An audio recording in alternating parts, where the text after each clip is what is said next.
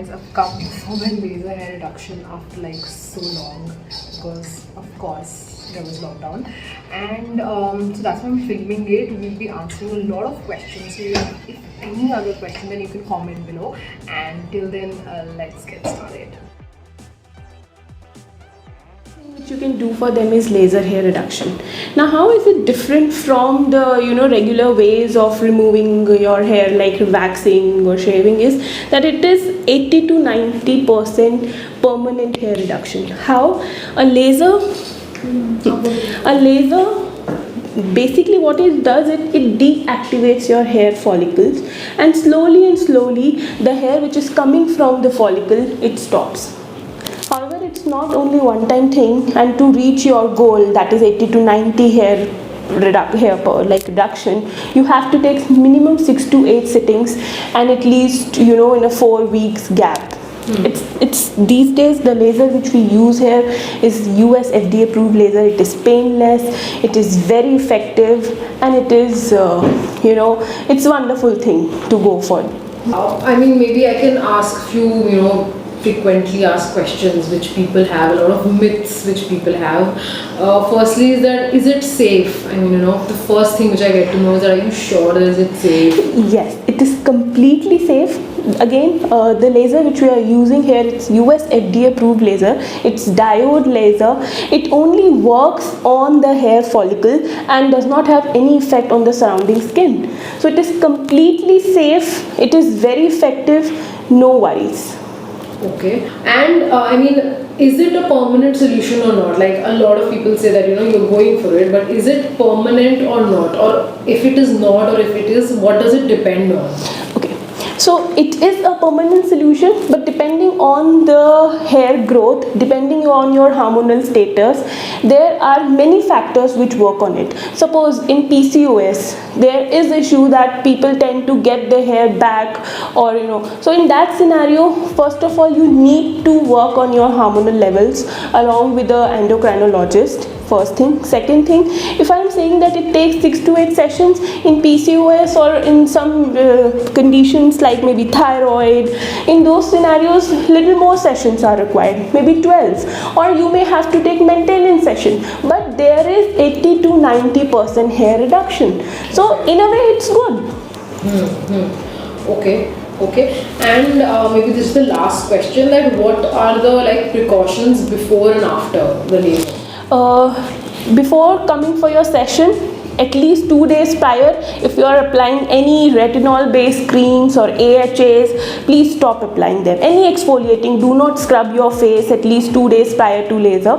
First thing. Second thing is, after laser, the most important thing is sun protection. You have to wear your SPF daily, because again, no makeup, no exfoliation, no scrubbing 2 to 3 days after the laser also.